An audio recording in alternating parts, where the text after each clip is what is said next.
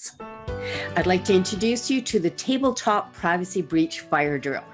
So in school, you may remember that every month or two, you had a regular fire drill, and there would be a test fire drill that would go off, and the noise would ring, and everybody would go out the doors and very calmly go down the stairs and out the doors and into their muster point. We do the same type of thing with privacy and security incident responses. So I'm going to walk you through the steps about doing your tabletop privacy breach fire drill. And be warned, it's very simple. So the first step is to find a privacy breach example. And this is where it's really easy. It's easy to find examples about recent privacy breaches in the news. So you grab a privacy breach example and you pull out the bits and pieces of the information that might apply to your organization. The closer that you can find that something is applicable to your organization or might happen, or perhaps has happened in the past, will make these fire top privacy breach drills more meaningful for you, and you will develop some tools and templates that are going to help you in the event that a very similar privacy and security incident happens in your organization. So I'm using as an example a recent privacy breach report that came from the province of Saskatchewan, and it relates to the privacy breaches that happened when people stole private health information from their e-health system. So there is many news articles and reports from the Commissioner's Office that are publicly available that you can use as an example. So let me grab this one. In the end of December, there was a cybersecurity attack that happened in their e-health system in Saskatchewan, and it allowed criminals to steal millions of files, including more than 500,000 containing personal information of residents of Saskatchewan. So obviously a very significant incident.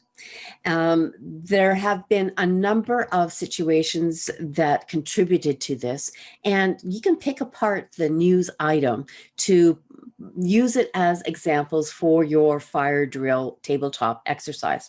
So this trouble may have started when an employee who had authorized access to the e-health system on a personal tablet connected with a USB to the Saskatchewan Health Authority's computer. That enabled a virus from that personal tablet to infect the computer system and ultimately the e-health system, allowing millions of files to be stolen. So this is something that we can imagine could happen in our organizations easily. We have a lot of mobile devices that we carry with us. So even just having a smartphone and plugging it into the computer just to charge up the smartphone is an opportunity or vector for the virus on the smartphone, or in this case, a tablet, to infect the computer system. And once it's infected the computer system, it can propagate into a much larger breach, which is what seemed to have happened in the e-health system. Now, in Alberta, we know that we've got thousands, tens of thousands, 50,000 employees who have access to Netcare. And we have a lot more people that are working remotely. So we have this potential to happen in Alberta, just like any other province and probably around the world. So we've got an incident where there are personal devices that with an authorized user that had authorized access, but perhaps not from an authorized device. Absolutely something that is critical in our remote working environments across healthcare. So take this example and apply it to the 4-step response plan practices. So the 4-step response plan starts by number 1, containing the breach. Now, in your fire top exercise, you're going to share a scenario about what happened. And you don't need all the details about what happened in the for real incident. Grab a couple of pieces of information, something that you can put on one sheet of paper, and use this as a scenario for your fire top drill. Then go through each of the steps of your privacy breach management program. So the first step in the 4-step response plan is to contain the breach. With your incident response plan members around the table take a look at that privacy and security incident and do a table talk exercise. Create some additional detail where you need to and make some assumptions where you need to. So you can take this exercise and now say, somebody has just notified you that they use their personal device and to log into your computer system, and now they're getting a message that there's a virus on that computer system. What is the first thing that that person should be doing? Well, the first step is to contain the breach, to spot it and stop it. So make an assumption that employee who brought that personal device and is now seeing that message on the screen that says that there's a virus is now notifying your supervisor or your privacy officer. And what is the next step that they need to do? Well, that person needs to start by doing the notification and soon after document what they saw, what they did, and what happened.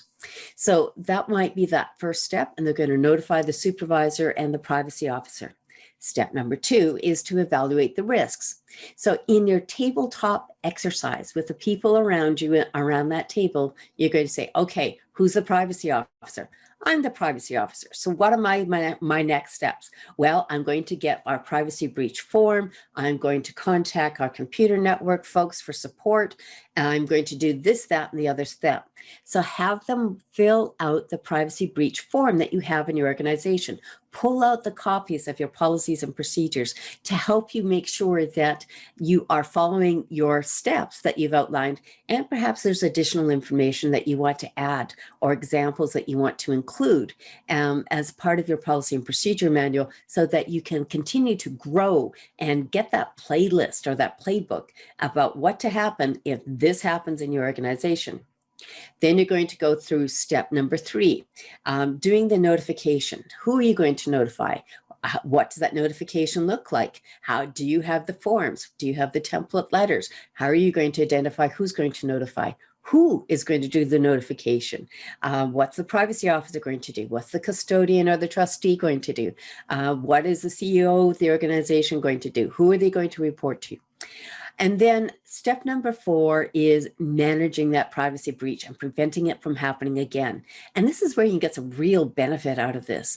So now that you've gone through this scenario, you can start to identify, well, what could have prevented this from happening? And remember, this is your scenario that you've made up. So you can, focus in on some key things. So in a 30-minute exercise about doing a table talk exercise like this, you've clearly identified how you're going to spot and stop a privacy breach, who's involved, where are the forms, what types of questions would you ask? And you might not get through the entire investigation in that 30-minute exercise, but you're starting to ask the questions so that people know what the good questions are. How are you going to do the notification? And then what type of training could be done to prevent this from happening? And then use this training so that you can prevent an incident that looks like this. So maybe there's some cybersecurity training that you need to have for your employees. Maybe there are some rules about what devices can you connect to the computer system. Maybe there are some technical safeguards that you can put into place. So take those action steps now and prevent this type of a privacy breach happen in your organization. Now, in a 30-minute roundtable discussion, you can get through a lot of these steps. You can take one privacy security incident that's been reported in the news on a monthly basis and have that 30-minute meeting with your incident response team. Take as much time as you need to go through the steps, but go through a variety of scenarios on a regular basis. So when your incident response team is called and say, this is not a drill, this is a privacy and security incident, your team is ready, energized, and they've got the tools that they need to make sure that they can respond to that privacy and security breach as quickly as possible. This absolutely is a great investment in your time. It is a way to be able to quickly identify a privacy and security incident and to be able to manage it and mitigate those risks as best as you can. The demonstration that you are taking the time now to create and respond to these fire top drills is a great demonstration to your commitment as an organization to ensure that you are protecting the privacy, confidentiality, and security of health information. Now, if you need some more resources to help you with that 4-step response plan, make sure to join us at Information Managers /4-step. That's the number 4-step. Online tools to help you develop a privacy breach management program for your organization.